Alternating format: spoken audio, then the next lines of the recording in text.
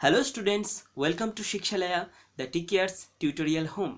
আজকে আমি তোমাদেরকে পড়াচ্ছি ট্যানজেন্ট নর্মালের পার্ট 2।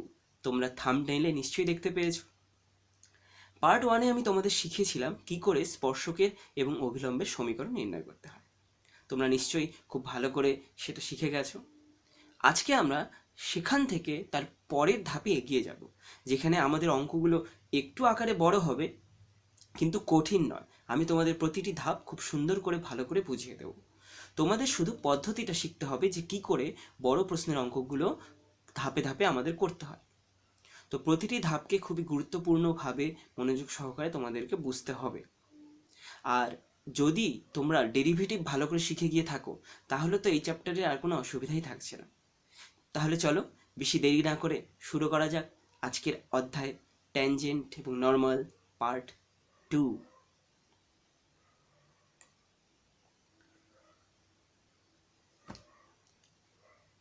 তো আমাদের প্রথম স্লাইডে যে প্রশ্নটা রয়েছে সেই প্রশ্নটার দিকে একটু আমরা পড়ে নিচ্ছি। তো আমাদের প্রথম প্রশ্ন হলো x square plus y square. তো আমাদের প্রথম প্রশ্ন হলো x square plus y square equals to a square বৃত্তের এ কস থিটা এবং এ সাইন থিটা বিন্দুতে স্পর্শকের সমীকরণ নির্ণয় করো। প্রথম প্রশ্নটা একদম ইজি, আমরা পার্ট 1-এ এরকম প্রশ্নের অঙ্ক অনেকগুলো করেছি। তারপর দেওয়া আছে দেখাও যে y plus y equals to x plus a root two সরলরেখা বৃত্তটিকে স্পর্শ করে। তোমাদের স্ক্রিনের মধ্যে সরলরেখা কথাটি ওঠেনি, টাইপ করতে একটু প্রবলেম হয়ে গেছে, আমি মুখে বলে দিলাম, তোমরা একটু অ্যাডজাস্ট করে নিও। তো দেওয়া আছে তারপর দেখাও যে y equals to x plus a root two সরলরেখা বৃত্তটিকে স্পর্শ করে এবং স্পর্শবিন্দু স্থানাঙ্ক। তো পরের ধাপের প্রশ্নটির অর্থ কি দাঁড়ালো?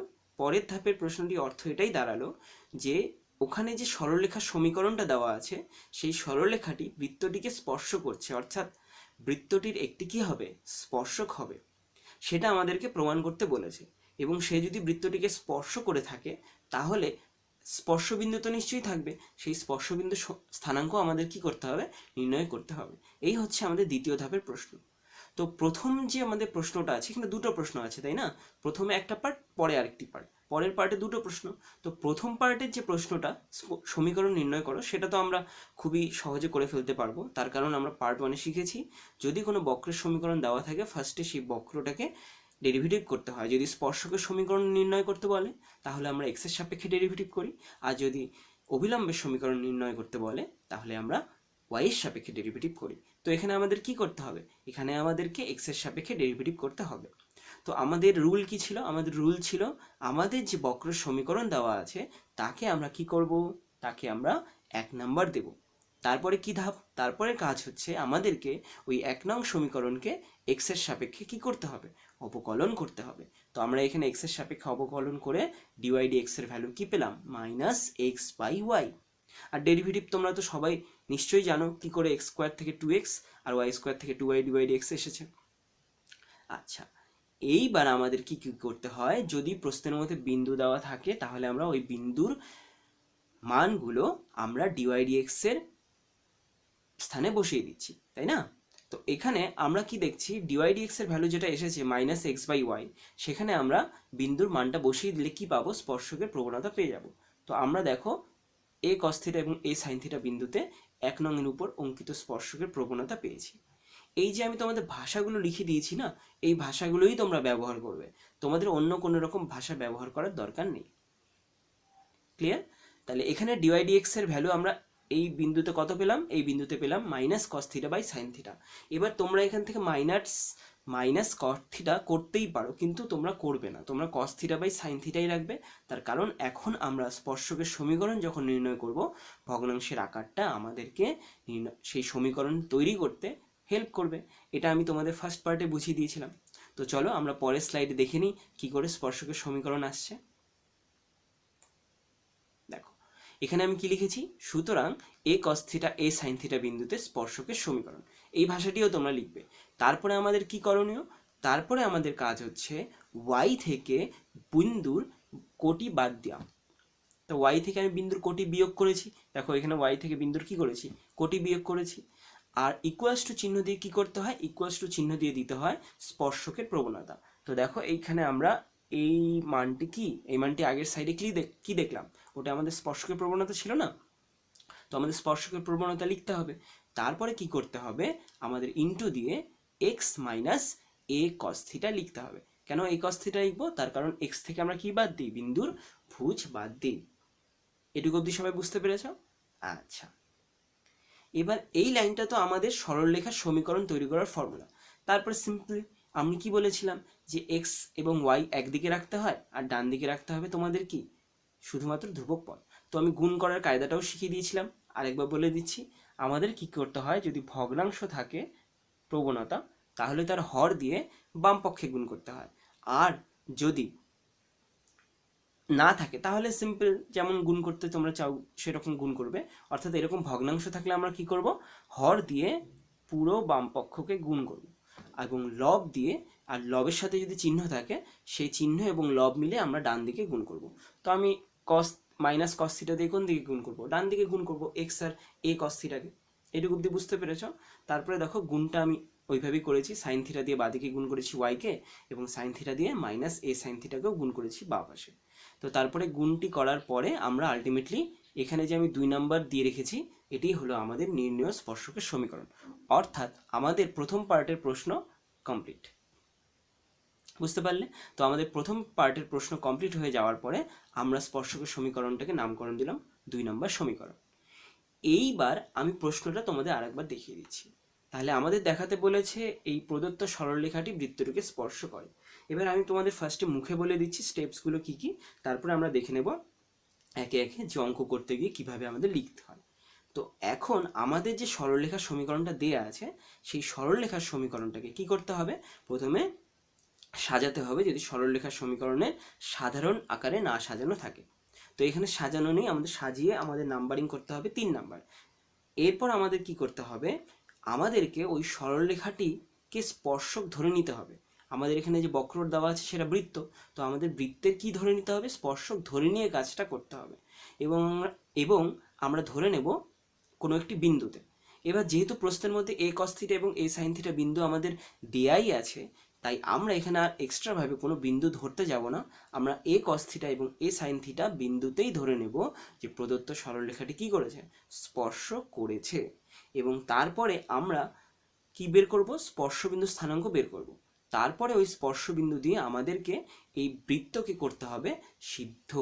যদি ওই স্পর্শবিন্দু দ্বারা আমাদের প্রদত্ত বৃত্ত সিদ্ধ হয়ে যায়, তাহলে আমরা বলতে পারবো যে ওই স্পর্শ বিন্দুতেই প্রদত্ত সরলরেখাটি কি করেছে, বৃত্তকে স্পর্শ করেছে। তো এই হচ্ছে আমাদের এর পরের ধাপগুলো। তো চলো দেখে নিই আমাদের পরের ধাপে কিভাবে আমি লিখেছি তোমাদের জন্য। দেখো, প্রদত্ত সরলরেখা বলে আমি প্রথমে সরলরেখা সমীকরণটিকে সাজালাম, সাজিয়ে নাম্বার দিলাম 3। তারপরে আমাদের এই ভাষাটি লিখতে হবে। দেখো এখানে তোমাদের জন্য একটা ভাষা ইউজ করেছি। যদি 3 নং সরলরেখা 1 নং বৃত্তকে এ কস থিটা এ সাইন থিটা বিন্দুতে কি করে, স্পর্শ করে, তাহলে 2 নং স্পর্শক এবং 3 নং সরলরেখা অভিন্ন হবে। আচ্ছা, এখানে এই বিন্দুতে কথাটা পুরো আসেনি, হ্যাঁ, ওখানে বিন্দুতে আছে। তো যদি 3 নং সরলরেখা অর্থাৎ প্রদত্ত সরলরেখা 1 নং বৃত্তকে, মানে আমাদের যে বৃত্ততে স্পর্শ প্রমাণ করতে হবে, সেই বৃত্তকে যদি এত বিন্দুতে স্পর্শ করে, তাহলে 2 নং স্পর্শক, মানে আমরা একটু আগে যে স্পর্শকের সমীকরণ বের করেছি, সেই স্পর্শকের সমীকরণ এবং এই 3 নম্বর সরলরেখার সমীকরণ অভিন্ন হবে। এবার অভিন্ন তো আমি বলে দিলাম, তার কারণ একটি বিন্দুতে একটি স্পর্শক হয়, তাই এখানে দুটো সরলরেখার মধ্যে কোনো পার্থক্য নেই। এবার এই অভিন্নতার শর্ত ক্লাস 11-এর সরলরেখা চ্যাপ্টারে ছিল। আমি তোমাদেরকে একটু বলে দিচ্ছি অভিন্নতার শর্ত কি করে পালন করতে হয়। কি করতে হয়, যে দুটো সরলরেখা অভিন্ন হয় তাদের এক্স এর সহগ আর এক্স এর সহগের কি করতে হয়, অনুপাত ইকুয়ালস টু ওয়াই এর সহগের আর ওয়াই এর সহগের অনুপাত ইকুয়ালস টু ধ্রুবক পদ আর ধ্রুবক পদের অনুপাত। তো এখানে দেখো আমি তাই করেছি। আমাদের স্পর্শকের সমীকরণে এক্স এর সহগ ছিল কস থিটা, আর এখানে সরলরেখার মধ্যে এক্স এর সহগ হচ্ছে 1, সেই জন্য আমরা ফার্স্ট পার্টে কি করেছি, কস থিটা বাই 1 লিখেছি। বুঝতে পেরেলে? আচ্ছা, এবার যেহেতু এখানে স্পর্শকের সমীকরণে ওয়াই এর সহগ হচ্ছে সাইন থিটা এবং এখানে ওয়াই এর সহগ হচ্ছে -1, সেই জন্য আমরা কি করলাম, সাইন থিটা বাই -1 এখানে আমি লিখলাম। এইটুকু অবধি ক্লিয়ার? তারপরে দেখো এখানে দেওয়া আছে ধ্রুবক পদের জায়গায় এ, আর এখানে ধ্রুবক পদের জায়গায় কি দেওয়া আছে, মাইনাস এ রুট টু। তো আমাদের কি করতে হবে এখন, A by A minus A root two লিখতে হবে। এটুকু অবধি বোঝা গেল কি করে হলো। তো এইভাবে আমরা অভিন্নতার সূত্র এখানে অ্যাপ্লাই করলাম, অর্থাৎ আমাদেরকে এই চ্যাপ্টারে সরলরেখার সূত্র কাজে লাগাতে হচ্ছে। গেল, এখান থেকে আমরা কি করব, কস থিটা এবং সাইন থিটার ভ্যালু বের করলাম। আমি তোমাদের সামনে কস থিটা এবং সাইন থিটার ভ্যালু এখানে বের করে দিয়েছি, তোমরা একটু দেখে নেবে। এরপরে আমাদের কি প্রাপ্ত হতে চলেছে, আমরা এখন স্পর্শকের স্পর্শবিন্দু স্থানাঙ্ক পেয়ে যাব। তো আমরা দেখে নিচ্ছি, হ্যাঁ, সুতরাং স্পর্শবিন্দু স্থানাঙ্ক। তাহলে আমরা কি করলাম, কস থিটা আর সাইন থিটার ভ্যালু ওই বিন্দুর মধ্যে বসিয়ে দিলাম, যার ফলে আমাদের স্পর্শবিন্দুর স্থানাঙ্ক আসলো minus a by root two, a by root two. এইবার আমাদের কি কাজ আমি বলেছিলাম, এখন আমাদের কাজ হচ্ছে এই বিন্দু দিয়ে আমাদের প্রদত্ত বৃত্তকে সিদ্ধ করা, অর্থাৎ প্রদত্ত বৃত্তের left hand side equals to right hand side হচ্ছে কিনা সেটা এখন আমাদের প্রমাণ করতে হবে। এবং এটা প্রমাণ করার জন্য আমাদের কি করতে হয়, বিন্দুর ভুজ বসাতে হয় বক্রের সমীকরণে এক্সের জায়গায়, এবং বিন্দুর কোটি বসাতে হয় বক্রের সমীকরণের ওয়াই এর স্থানে। তারপরে দেখতে হয় left hand side equals to right hand side আসে কি আসে না। তো দেখো আমি এখানে লিখেছি, এখন এই বিন্দুর ভুজ এবং কোটি 1 নংয়ের বাম পক্ষে বসিয়ে পাই। তো 1 নংয়ের বাম পক্ষে এই মানগুলো বসালাম, বসিয়ে দেখো আমি এ স্কোয়ার পেয়েছি, এবং এটা হচ্ছে right hand side of equation number 1, তাই না, অর্থাৎ বৃত্ত নাম্বার 1-এর। তো যেহেতু এখানে রাইট হ্যান্ড সাইড সিদ্ধ হলো, তাই আমরা বলতে পারি যে আমাদের যে 3 নং সরলরেখা আছে, সেই 3 নং সরলরেখা কি করছে, সেই 3 নং সরলরেখা 1 নং বৃত্তকে স্পর্শ তো করছে, এবং স্পর্শবিন্দু স্থানাঙ্ক কোনটা দাঁড়ালো, স্পর্শবিন্দু স্থানাঙ্ক দাঁড়ালো minus a by root two, a by root two. তাহলে এইটুকু অবধি সবার ক্লিয়ার কি করে করলাম আমি অঙ্কটা। তো ঠিক একই রকম অঙ্ক আমরা আরেকটি করব, কিন্তু সেটা করব এবার আমরা অভিলম্ব দিয়ে, অর্থাৎ প্রশ্নের ধরন একই, উত্তর লেখার ধরনও একই, শুধুমাত্র স্পর্শকের জায়গায় থাকবে অভিলম্ব কথাটি। তো চলো আমরা পরের স্লাইডে যাই, দেখি আমাদের পরের স্লাইডে অভিলম্বের প্রশ্নটি কীরকমভাবে দেওয়া আছে। চলো আমাদের 2 নম্বর প্রশ্ন দেখো, এখানে 2 নম্বর প্রশ্নে লেখা আছে x square minus y square equals to 16 পরাবৃত্তের 4 সেক থিটা, 4 ট্যান থিটা বিন্দুতে অভিলম্বের সমীকরণ নির্ণয় করো। প্রথম প্রশ্ন একদম ইজি। তারপর দেখাও যে x plus root two y equals to 8 root two সরলরেখা। এখানেও একটু মিসপ্রিন্ট হয়ে গেছে, একটু অ্যাডজাস্ট করে নিও তোমরা, কেমন, টাইপ করতে গিয়ে একটু প্রবলেম হয়ে গেছে। তাহলে প্রশ্ন কি, তারপর দেখাও যে x plus root two y equals to a root two সরলরেখা একটি অভিলম্ব। আচ্ছা, অভিলম্বটির পাদবিন্দু স্থানাঙ্ক নির্ণয় করতে বলেছে। এবার অনেকেই জানে না স্যার পাদবিন্দুটা কি। অ্যাকচুয়ালি যখন কোনো সরলরেখা কোনো কিছুর মধ্যে লম্বভাবে অবস্থান করে, তখন এই পয়েন্টটা ওর মধ্যে যেখানে অবস্থান করছে সেই পয়েন্টটাকে বলা হচ্ছে তোমাদের লম্বের পাদবিন্দু স্থানাঙ্ক, পাদবিন্দু। হ্যাঁ, তো আমাদের প্রথম প্রশ্নের যে পার্টটা সেটা কি ছিল, আমাদের সমীকরণটাকে 1 নম্বর দিতে হয়, তারপর সমীকরণটাকে ওয়াই এর সাপেক্ষে ডেরিভেটিভ করতে হয়। তার কারণ আমরা এখানে কি করছি, অভিলম্বের সমীকরণ নির্ণয় করছি, তাই ওয়াই এর সাপেক্ষে ডেরিভেটিভ করে ডিএক্স ডিওয়াই নির্ণয় করব। তো পরাবৃত্তের সমীকরণটাকে 1 নম্বর দেওয়া হলো, এখানে ওয়াই এর সাপেক্ষে ডেরিভেটিভ করা হলো, ডেরিভেটিভ করে আমরা কি পেলাম, ডিএক্স ডিওয়াই। এখন আমাদের কি করতে হবে, এখন আমাদেরকে এই 4 সেক থিটা 4 ট্যান থিটা বিন্দুতে অভিলম্বের প্রবণতা নির্ণয় করতে হবে। আর অভিলম্বের প্রবণতার সময় একটি মাইনাস চিহ্ন দিতে হয়, তাই না। দেখো, সুতরাং 4 সেক থিটা 4 ট্যান থিটা বিন্দুতে 1 নং পরাবৃত্তের উপর অঙ্কিত অভিলম্বের প্রবণতা, এই কথাটি যে আমি তোমাদের লিখে দিয়েছি, তোমরা এইভাবেই এই কথাটিকে পরীক্ষার খাতায় এবং বাড়িতে প্র্যাকটিস করার সময় লিখবে। তো তোমাদের কি করতে হবে, ফার্স্টে এখানে একটা মাইনাস চিহ্ন দিতে হবে, মাইনাস চিহ্ন দিয়ে তোমরা 4 সেক থিটা এবং 4 ট্যান থিটা ভ্যালুগুলো যথাক্রমে এক্স এবং ওয়াই এর জায়গায় বসিয়ে দেবে, এবং বসিয়ে দেওয়ার পরে তোমাদের সামনে দেখতে পাচ্ছ minus tan theta by sec theta প্রবণতাটি চলে এসেছে।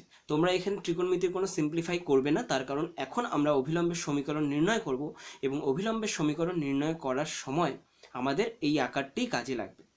তো চলো আমরা অভিলম্বের সমীকরণ নির্ণয় করি। তো এখানে আমরা এই ভাষাটি ইউজ করব, সুতরাং 4 সেক থিটা, 4 ট্যান থিটা বিন্দুতে অভিলম্বের সমীকরণ। তো আমরা কি করব, ওয়াই থেকে বিন্দুর কোটি বাদ দেব, তারপরে ইকুয়ালস টু যে প্রবণতা ইন্টু প্রবণতা লিখলাম, প্রবণতা দিয়ে into x minus 4 sec theta আমরা এখানে কি করলাম, ইউজ করলাম। ক্লিয়ার। তাহলে এখানে এরপরে আমরা ওই প্রবণতার ভগ্নাংশের যে হর আছে সেই হর দিয়ে আমরা বাম পক্ষে গুণ করব এবং যে লব আছে সেটা দিয়ে আমরা ডান পক্ষে গুণ করব। তো এইভাবে আমি গুণ করে তারপর সিম্পলিফাই করে আলটিমেটলি এখান থেকে অভিলম্বের সমীকরণ পেলাম x cos theta plus y cot theta equals to 8। তো তারপরে ঠিক আগের অঙ্কর মতোই আমাদের কি করতে হবে, আমাদেরকে এখানে সমীকরণের নাম দিতে হবে। আমরা এখানে নামকরণ করে দিয়েছি। এর পরের ধাপে আমরা কি করব, প্রশ্নটা একবার দেখে নেওয়া যাক। এর পরের ধাপে আমরা এই সরলরেখাকে নাম্বার দেব 3 এবং তারপরে আমরা এই সরলরেখাটিকে কি করব, আমরা ধরে নেব যে ও কি করছে, এই পরাবৃত্তকে স্পর্শ তো করছে এবং কোথায় স্পর্শ করছে, এই বিন্দুতে স্পর্শ করছে। এই কথাটি লিখে আমরা তখন কি করব, আমাদের প্রাপ্ত অবিলম্বের সমীকরণের সাথে আর আমাদের প্রদত্ত সরলরেখা, এই দুটো সরলরেখাকে আমরা কি করব, অভিন্নতার সূত্র প্রয়োগ করে আমরা সেক থিটা এবং ট্যান থিটার ভ্যালু নির্ণয় করব। তো দেখো যথারীতি আমি আগের অঙ্কটার মতোই ভাষা এখানে ইউজ করেছি।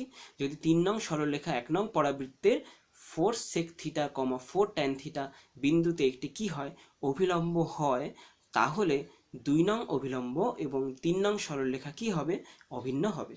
তো আমি এখানে ঠিক আগের মতোই অভিন্নতার শর্ত ইউজ করে যথাক্রমে সেক থিটা এবং ট্যান থিটার ভ্যালু দুটো কি করলাম, বের করলাম। কেমন? তো এইভাবে আমাদেরকে ধাপে ধাপে অঙ্কটা করতে হয়। তো এইটুকু অবধি বেরিয়ে আসার পরে আমাদের কি করতে হবে, এইটুকু অবধি বেরিয়ে আসার পরে আমাদেরকে এখন সেক থিটা এবং ট্যান থিটার ভ্যালু বসাতে হবে এই বিন্দুর স্থানে, এবং এই বিন্দুর স্থানে আমি মান দুটো বসালে আমরা কি পেয়ে যাব, আমরা পেয়ে যাব অভিলম্বের পাদবিন্দু স্থানাঙ্ক। তো দেখো এখানে কি লিখেছি, সুতরাং অভিলম্বের পাদবিন্দু স্থানাঙ্ক 4√2, 4। তো এবার এই পাদবিন্দু অ্যাকচুয়ালি পরাবৃত্তের উপর অবস্থিত কি অবস্থিত নয় সেটা আমাদের কি করতে হবে, সেটা আমাদের পরাবৃত্তের যে সমীকরণ আছে, অর্থাৎ আমি প্রশ্ন দেখিয়ে দিচ্ছি, এই যে পরাবৃত্তের সমীকরণ তোমরা দেখতে পাচ্ছ, এই পরাবৃত্তের সমীকরণের বাম পক্ষে এক্স এর জায়গায় ভুজ এবং ওয়াই এর জায়গায় কোটি বসাতে হবে, আর বসিয়ে আমাদের 16 প্রমাণ করতে হবে, কারণ রাইট হ্যান্ড সাইডে 16 আছে। তো আমরা এখানে দেখো লেফট হ্যান্ড সাইডে ভ্যালু দুটো বসালাম, বসিয়ে আমরা রাইট হ্যান্ড সাইডে 16 পেয়ে গেছি।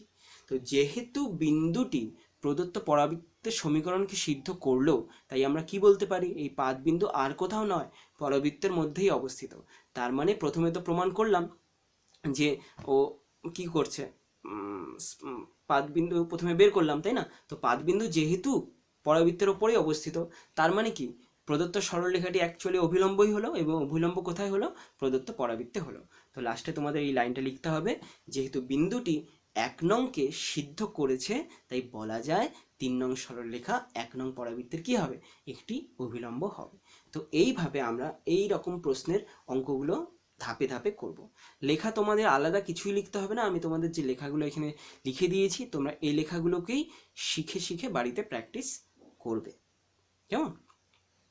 আচ্ছা চলো আমাদের যাওয়া যাক পরের প্রশ্নে। আমাদের পরের প্রশ্ন হলো 3y² = 8x অধিবৃত্তের 2/3t², 4/3t বিন্দুতে স্পর্শকের নতি বা প্রবণতা যদি -2 হয়, তাহলে আমাদের স্পর্শকের সমীকরণ নির্ণয় করতে বলেছে। এখানে অঙ্কটা কিন্তু আগের অঙ্কগুলোর মতো নয়, এখানে একটু অন্যরকম। তো এখানে আমাদেরকে দেওয়া আছে বিন্দু, এখানে আমাদেরকে প্রবণতাও দেওয়া আছে। আমাদের তাহলে কিভাবে অঙ্কটা করতে হবে, আমাদের যে প্রথাগত নিয়ম ছিল যে বক্রটার সমীকরণ তুলে তাকে এক্সের সাপেক্ষে ডেরিভেটিভ করতে হয় যদি স্পর্শকের কথা উল্লেখ করা থাকে। তো আমরা প্রথমে আমাদের প্রথম কাজটা করে ফেলি। প্রথমে আমাদেরকে সমীকরণটা তোলা হলো বক্রের, তারপরে আমরা এক্সের সাপেক্ষে ডেরিভেটিভ করলাম। এক্সের সাপেক্ষে ডেরিভেটিভ করার পরে আমাদের প্রশ্নের মধ্যে যদি বিন্দু দেওয়া থাকে, আমরা তাহলে স্পর্শকের প্রবণতাও বের করে ফেলবো। যেহেতু আমাদের এখানে বিন্দু দেয়া আছে, তাই আমরা পরের স্লাইডে স্পর্শকের প্রবণতা নির্ণয় করব। আমরা স্পর্শকটা দেখে নিচ্ছি, dy/dx এর ভ্যালু এসছে 4/3y। তো আমরা এখানে x এর জায়গাতে কিছু বসাতে পারবো না, আমরা y এর স্থানে বসিয়ে দেব 4/3t।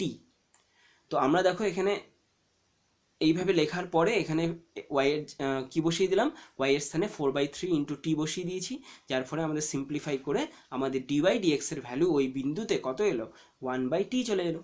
তো এটা গেল আমাদের যে বিন্দু দেওয়া আছে সেই বিন্দুতে স্পর্শকের প্রবণতা। কিন্তু আমাদের প্রশ্নের মধ্যে স্পর্শকের নতি বা প্রবণতা তো দেওয়া আছে -2।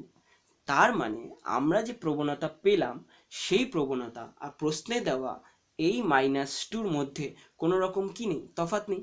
সুতরাং আমরা অ্যাকর্ডিং টু দ্য কোয়েশ্চেন এটা বলতেই পারি 1/t সমান সমান -2।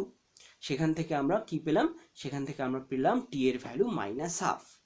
এবার t এর ভ্যালু যেহেতু -1/2 চলে এসেছে, সেই জন্য আমরা এই বিন্দুর অ্যাকচুয়াল যে স্থানাঙ্ক t এর এই পার্টিকুলার ভ্যালুর উপর বেস করে দাঁড়াচ্ছে, সেটা হলো 1/6, -2/3।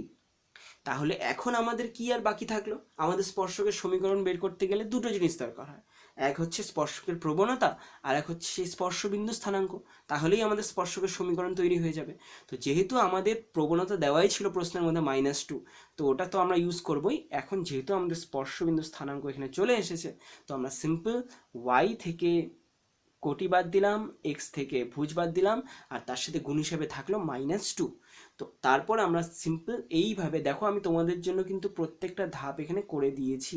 তোমরা হয়তো ভাবতে পারো যারা ভালো অঙ্ক করো যে এতগুলো ধাপ করার কি দরকার আছে, এবার অনেকে তো বুঝতে পারে না, তাদের জন্য আমি এই প্রত্যেকটি ধাপ এখানে করে দিয়েছি। তো যারা এই প্রতিটি ধাপকে সহজেই বুঝে নিতে পারবে, তারা তাদের মতো সিম্পলিফাই করে অঙ্কটা এগিয়ে নিয়ে যাবে, আর একটু ছোটো করে নিতে পারো। তো এইভাবে আমরা কি করলাম, আমাদের এই প্রশ্নের উত্তর নির্ণয় করলাম। আমাদের কত এলো স্পর্শকের সমীকরণ? 6x + 3y + 1 = 0। তো আশা করি তোমরা 3 নম্বর প্রশ্ন সমাধানের টেকনিকও বুঝতে পারলে। এই একই রকম প্রশ্ন কিন্তু অভিলম্ব দিয়েও থাকতে পারে, সেখানে অভিলম্বের কথা উল্লেখ থাকবে আর অভিলম্বের প্রবণতা দেওয়া থাকবে। তো আমরা এইভাবেই সেই অঙ্কগুলো সম্পন্ন করব। চলো আমরা যাচ্ছি আমাদের পরের প্রশ্নে। আমাদের নেক্সট প্রশ্ন হলো y = √3x - 2 বক্র এর সেই স্পর্শকের সমীকরণ নির্ণয় করতে বলেছে যেই স্পর্শক কিনা এই সরলরেখার সাথে কি সমান্তরাল। তো এখানে আগের অঙ্কটা একরকম ছিল, এখনকার অঙ্ক অন্যরকম। আমাদের একটি স্পর্শকের সমীকরণ নির্ণয় করতে বলেছে যার সাথে কোনো একটা সরলরেখা কিভাবে আছে, সমান্তরাল ভাবে আছে। অর্থাৎ স্পর্শকও সেই সরলরেখার সাথে সমান্তরাল, আবার সেই সরলরেখাটিও স্পর্শকের সাথে সমান্তরাল। আলটিমেটলি সমান্তরাল মানে তাই দাঁড়ায়, তাই না? তো আমাদের কিভাবে এই অঙ্কটা করতে হবে, দেখো এখানে এই প্রশ্নের মধ্যে কোথাও কি তোমরা কোনো রকম বিন্দুর স্থানাঙ্ক দেখতে পারছো? কোথাও কিন্তু কোনো বিন্দু স্থানাঙ্কের উল্লেখ নেই। অর্থাৎ এই ধরনের প্রশ্নের ক্ষেত্রে আমাদেরকে বিন্দু স্থানাঙ্ক ধরে নিতে হয়, যেটা আমি তোমাদেরকে পার্ট 1-এ শিখিয়ে দিয়েছি। তো আমাদের কি করতে হবে, প্রথমে আমাদের যেটা কাজ, প্রদত্ত বক্রকে 1 নম্বর সমীকরণ দিয়ে নাম লেখা। তারপরে বিন্দু যদি দেয়া না থাকে আমাদের বিন্দু স্থানাঙ্ক ধরে নিতে হয়। তো আমি এখানে ধরা যাক 1 নং এর উপরিস্থিত একটি বিন্দু হলো x1, y1, তোমাদের ভাষাটিও দিয়ে দিয়েছি। তারপরে কি করতে হয়, যেহেতু আমাদের বিন্দু দেওয়া ছিল না, আমরা বিন্দু ধরেছি, তাই আমাদের ওই বিন্দু দ্বারা 1 নং সমীকরণকে সিদ্ধ করে এই 2 নং সমীকরণটি লিখে রাখতে হবে। তার কারণ এর পরের ধাপে যখন আমরা x1 আর y1 এর ভ্যালু নির্ণয় করব, তখন আমাদের এই সমীকরণ অর্থাৎ 2 নম্বর সমীকরণটা কি কাজে লাগবে। এখন আমাদের কাজ হচ্ছে ওই 1 নং বক্র, যেটা প্রদত্ত বক্র, তাকে আমাদের কি করতে হবে, তাকে আমাদেরকে ডেরিভেটিভ করতে হবে। তো আমরা যথারীতি কিসের সাপেক্ষে ডেরিভেটিভ করব? এক্স এর সাপেক্ষে, তার কারণ এখানে প্রশ্ন স্পর্শকের। তো এক্স এর সাপেক্ষে ডেরিভেটিভ করে আমরা কি পেলাম, এক্স এর সাপেক্ষে ডেরিভেটিভ করে আমরা পেলাম dy dx = 3/2 × √3x - 2। এবারে আমি ডেরিভেটিভটা একটু বলে দিচ্ছি, অনেকে রুট ওভারের ডেরিভেটিভটা করতে পারো না। তো এখানে আমাদের রুট ওভারের ডেরিভেটিভটা হচ্ছে, প্রথমে কি লিখতে হয়, 1/2 × √, যা আছে তাই। তো আমরা এখানে √3x - 2 ছিল, তো আমরা 1/2 × √3x - 2 লিখে দিলাম। তারপরে কি করতে হয়, রুটের ভেতরে যদি কিছু থাকে এক্স ছাড়া, অনলি এক্স ছাড়া যদি কিছু থাকে, তাহলে আমাদের তাকে ডেরিভেটিভ করতে হয়। তো এখানে রুট ওভারের ভেতরে আছে 3x - 2, এবং 3x - 2 এর এক্সের সাপেক্ষে ডেরিভেটিভ শুধুমাত্র 3 হয়। সেই জন্য আমি পাশেই কি করেছি, এখানে 3কে গুণ হিসাবে লিখে দিয়েছি। বুঝতে পারলে? তাহলে এখানে dy dx এর ভ্যালু কি করে এসেছে। আচ্ছা, এইবার আমাদেরকে dy dx এর ভ্যালু x1, y1 বিন্দুতে বের করতে হবে, তাই না? তো চলো দেখো এখানে আমি কি লিখেছি, সুতরাং x1, y1 বিন্দুতে 1 নং অধিবৃত্তের উপর অঙ্কিত স্পর্শকের প্রবণতা। তো অঙ্কিত স্পর্শকের প্রবণতা বলে আমি জানি, তোমাদেরকে আমি শিখিয়ে দিয়েছি এইভাবে কি করে লিখতে হয়। দেখো এখান থেকে আমরা x1 এর আর y1 এর সাহায্যে প্রবণতা নির্ণয় করতে পেলাম। এইবার আমাদের প্রশ্নে দেওয়া আছে এই সরলরেখার সাথে সমান্তরাল। তো আমরা এখন যে এইটুকু অবধি আমরা করলাম না অঙ্কটা, এরপরে নিশ্চয়ই তোমাদের হাত কি বলবে, না আমরা স্পর্শকের সমীকরণ নির্ণয় করি। বাট না, তোমরা এখন কেউ স্পর্শকের সমীকরণ লিখতে যাবে না। এখন স্পর্শকের সমীকরণ নির্ণয় করব না, আমরা এখন আমাদের প্রশ্নের মধ্যে যে শর্ত দেওয়া আছে সেটাকে কাজে লাগাবো। এবং শর্ত কি দেওয়া আছে, শর্ত দেওয়া আছে যে এই যে সরলরেখা, সেই সরলরেখা আমাদের কি করবে, এই সরলরেখার সাথে আমাদের নির্ণয় স্পর্শকের সমীকরণ কি সরি, আমাদের নির্ণয় স্পর্শক কি সমান্তরাল, তাই না? আচ্ছা, এখানে আমরা অলরেডি 2 নাম্বার ইকুয়েশন ইউজ করেছি, তো এটার নাম্বার 2 হবে না, এটা হবে 3 নাম্বার। কেমন?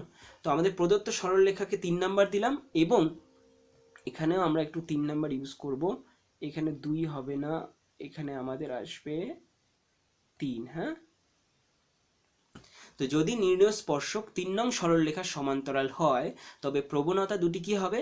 অভিন্ন হবে। এবং এই লাইনটা আমি কোথা থেকে পেলাম? এই লাইনটা আমরা ক্লাস 11-এর সরলরেখা চ্যাপ্টার থেকে পেলাম। যদি দুটো সরলরেখা সমান্তরাল হয়, তাহলে আমরা জানি তাদের প্রবণতা দ্বয় কি হয়? সমান হয়। সেই জন্য আমরা এখন কি করব?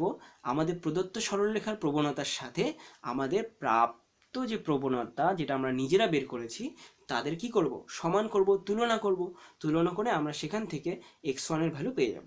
তো এখন আমরা কি লিখলাম? এখন আমরা 2 নং সরলরেখা প্রবণতা, সরি এখানে 2 নং হবে না, এখানে তোমাদের জন্য এটা হবে যাবে 3 নং। হ্যাঁ, এখানে এটা 3 নং। সুতরাং 3 নং সরলরেখার প্রবণতা কত দাঁড়ালো? 3 নং সরলরেখার প্রবণতা দাঁড়ালো 2। এবার সরলরেখার প্রবণতা আমি কি করে এটা নির্ণয় করলাম সেটাও বলে দিচ্ছি। আমাদের ক্লাস 11-এর শেখা ছিল যে এই যে আমাদের সরলরেখার সমীকরণটা দেওয়া আছে না, সেখানে x এর সহগ কত? 4। তাহলে দেখো লবে লিখলাম 4, আর এখানে y এর সহগ কত? এখানে y এর সহগ হচ্ছে -2। দেখো হরে লিখলাম -2। অর্থাৎ প্রবণতা বের করার টেকনিক হচ্ছে x এর সহগ বাই y এর সহগ, আর দিতে হয় সামনে একটা মাইনাস চিহ্ন। তো এখানে মাইনাস চিহ্নটা পড়েনি, তো এখানে একটা মাইনাস চিহ্ন হবে, ফার্স্টে একটা হবে মাইনাস চিহ্ন দেন x এর সহগ বাই y এর সহগ। তারপর আমরা এখান থেকে কত পেলাম? এখান থেকে আমরা পেয়ে গেলাম অনলি 2। বুঝতে পারলে তাহলে কি করে আমরা সরলরেখার সমীকরণ প্রবণতা পেলাম? তো এইভাবে আমি এখন 2 এর সাথে এই প্রবণতার কি করব? তুলনা করব। তো আমরা দেখো কি লিখেছি? প্রবণতা দ্বয় সমান করে পাই। প্রবণতা আমি সমান করলাম, প্রবণতা দ্বয় সমান করে এখান থেকে আমি ক্যালকুলেশন করে x1 এর ভ্যালু এটা পেলাম। এবার যেহেতু আমি x1 এর ভ্যালু পেয়ে গেছি 41/48, এই ভ্যালুটা আমাদের এখন কোথায় বসাতে হবে? আমাদের এখন এই 2 নম্বর সমীকরণে বসাতে হবে। তাহলে আমরা কি পেয়ে যাব? y1 এর ভ্যালু পেয়ে যাব। তো সেই জন্য আমি এখানে লিখেছি যে 2 নং থেকে পাই। তো 2 নং আমি x1 এর জায়গায় x1 এর মানটা বসিয়ে দিলাম। মানটা বসিয়ে দেওয়ার পরে আমরা সিম্পলিফাই করে y1 এর ভ্যালু পেলাম 3/4। এইবার এই x1 আর y1 এর ভ্যালু যেহেতু বেরিয়ে গেছে, তাহলে আমরা কি বলতে পারি? স্পর্শবিন্দু স্থানাঙ্ক। তো আমাদের স্পর্শবিন্দু স্থানাঙ্ক দাঁড়ালো এটা। এখন আমাদের কি করতে হবে?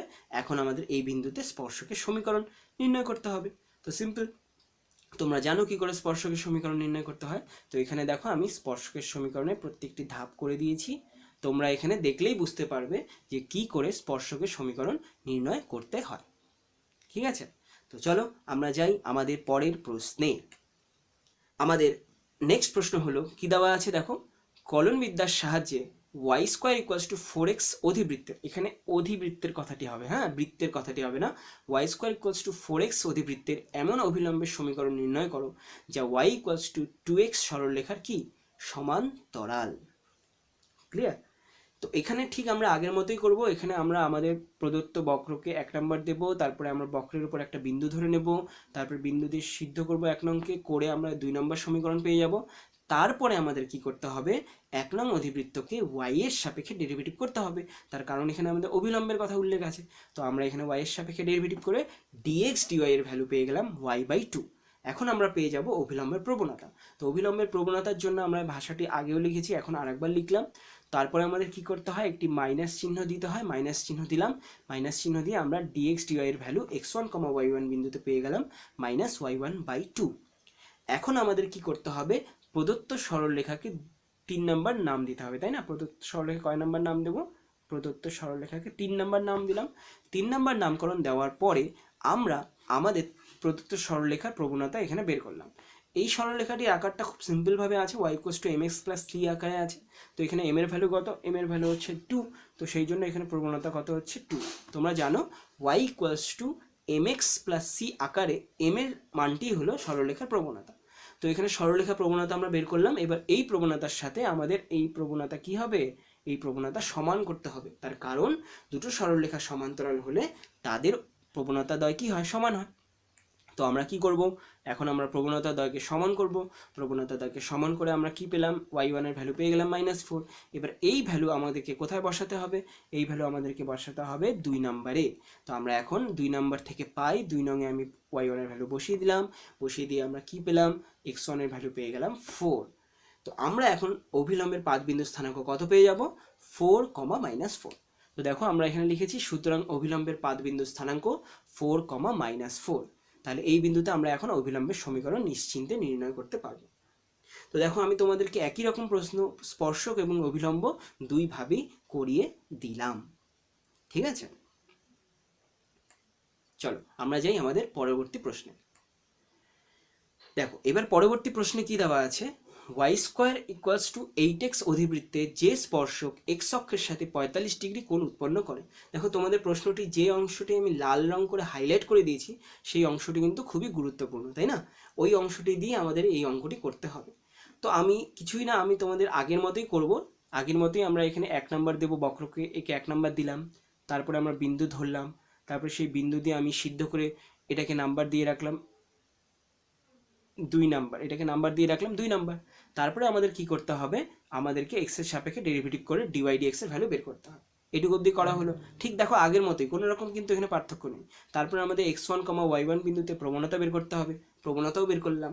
এর পরের ধাপটাই হয়ে যাবে চেঞ্জেস। কীরকম চেঞ্জেস, যেহেতু আমাদের বলে দেওয়া আছে যে x অক্ষের সাথে 45 ডিগ্রি কোণ উৎপন্ন করে, তার মানে আমরা বলতে পারি নির্ণয় স্পর্শকের প্রবণতা বা নতি কত হবে, tan 45 ডিগ্রি। তার মানে আমরা যে প্রবণতা পেলাম এখানে 4/y1, এই 4/y1 আর tan 45 ডিগ্রির মধ্যে কোনো পার্থক্য নেই। তাই আমরা যেহেতু কি লিখেছি, নির্ণয় স্পর্শক x অক্ষের সাথে 45 ডিগ্রি কোণ উৎপন্ন করে, তাই 4/y1 = কত হয়ে যাবে, tan 45 ডিগ্রি। আর তোমরা সবাই tan 45 ডিগ্রির মান নিশ্চয়ই জানো। তো আমরা এখান থেকে কি পেয়ে গেলাম, এখান থেকে আমরা y1 এর ভ্যালু পেয়ে গেলাম 4 এবং x1 এর ভ্যালু 2 নং সমীকরণ থেকে পেয়ে গেলাম 2। ঠিক আগের মতো মান বের করার জন্য 2 নং সমীকরণ আমাদের বারবার ইউজ হচ্ছে। তো আমরা এখন স্পর্শকের বিন্দুর স্থানাঙ্ক, স্পর্শবিন্দুর স্থানাঙ্ক পেয়ে গেলাম 2, -4। ঠিক এরপরে আর কিছুই বাকি রইল না। এখন আমাদের কি করতে হবে, এখন আমাদেরকে স্পর্শকের সমীকরণ নির্ণয় করতে হবে, যেটা আমি তোমাদেরকে এখানে করিয়ে দিয়েছি। তোমরা স্পর্শকের সমীকরণটা নিজেরা করে নেবে। ঠিক আছে, এটুকু অবধি বুঝতে পেরেছো? চলো আমাদের লাস্ট অঙ্ক ঠিক 5 নম্বর অঙ্কের মতোই, কিন্তু প্রশ্নটি হবে অভিলম্ব দিয়ে। তো দেওয়া আছে y² = 12x অধিবৃত্তের এমন অভিলম্বের সমীকরণ নির্ণয় করো যা x অক্ষের সাথে কত কোণ উৎপন্ন করেছে, 135 ডিগ্রি কোণ উৎপন্ন করেছে। তাহলে ঠিক আগের মতোই আমরা প্রদত্ত বক্রকে 1 নাম্বার দিলাম, প্রদত্ত বক্রের উপর একটি বিন্দু ধরে নিলাম, তারপর ওই বিন্দু দ্বারা সমীকরণটিকে সিদ্ধ করলাম, তারপরে এখানে করলাম y এর সাপেক্ষে ডেরিভেটিভ। আমরা কিসের সাপেক্ষে ডেরিভেটিভ করব, এখানে আমরা y এর সাপেক্ষে ডেরিভেটিভ করব। এটা মনে রাখতে হবে, তার কারণ কি, আমরা অভিলম্বের অঙ্ক করছি। তো y এর সাপেক্ষে ডেরিভেটিভ করে এখান থেকে dx dy এর ভ্যালু আমরা পেয়ে গেলাম।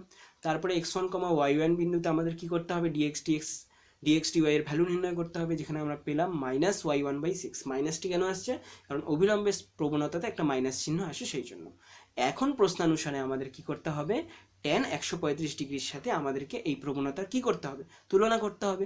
এবং তুলনা করলেই আমরা কি পেয়ে যাব, আমরা পেয়ে যাব y1 এর ভ্যালু 6।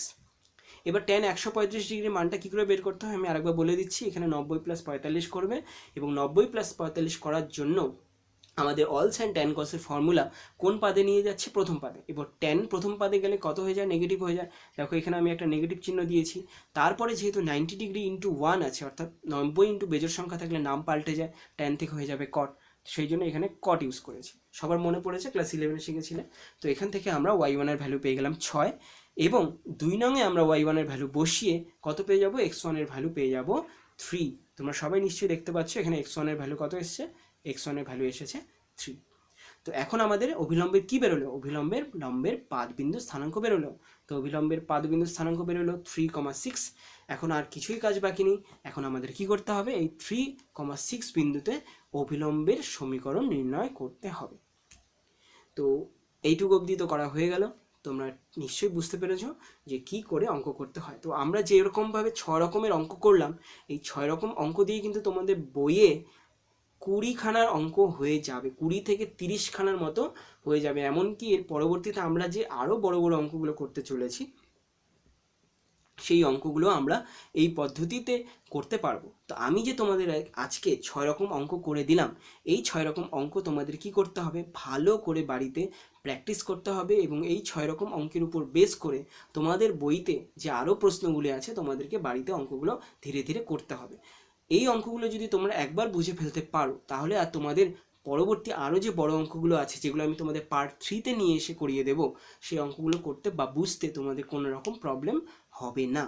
তো আশা করি তোমরা আজকের এই ভিডিওটি খুব ভালো করে বুঝতে পেরেছো। আমি কিন্তু তোমাদের প্রতিটি অঙ্কের ক্যালকুলেশনগুলো প্রত্যেকটি সুন্দর করে প্রতিটি ধাপ করিয়ে দিয়েছি। তোমরা যদি বুঝতে না পারো তোমরা ভিডিওটিকে পজ করে ক্যালকুলেশনগুলো ভালো করে দেখে নেবে। আমি তোমাদেরকে স্পর্শক অবিলম্বের আর একটি পার্ট অথবা দুটো পার্টে পুরো চ্যাপ্টারটি কমপ্লিট করিয়ে দেব। এবার আমাদের নেক্সট ক্লাসে যে চ্যাপ্টারটি আসতে চলেছে সেটি খুবই গুরুত্বপূর্ণ চ্যাপ্টার এবং সবার সেটা অধীর আগ্রহী সেই চ্যাপ্টারের জন্য অপেক্ষা করে আছে, যার নাম হলো ইন্টিগ্রেশন। অর্থাৎ আমরা নেক্সট ভিডিওতে নেক্সট ক্লাসগুলিতে ইন্টিগ্রেশন শিখতে চলেছি। তো তোমরা ভালো করে স্পর্শক এবং অভিলম্বের চ্যাপ্টারের অঙ্কগুলো করে নাও। আমি তোমাদের নেক্সট ক্লাসে নিয়ে আসছি ইন্টিগ্রেশন, যেখানে আমরা খুব সুন্দর করে প্রতিটি ইন্টিগ্রেশনের চ্যাপ্টারকে ভালো করে শিখতে পারবো। তো আশা করি তোমাদের ভিডিও খুব ভালো লেগেছে। ভালো থাকো সবাই, খুশি থাকো সবাই, আর লাইক এবং সাবস্ক্রাইব করো। ভালো থাকো, টাটা, বাই বাই।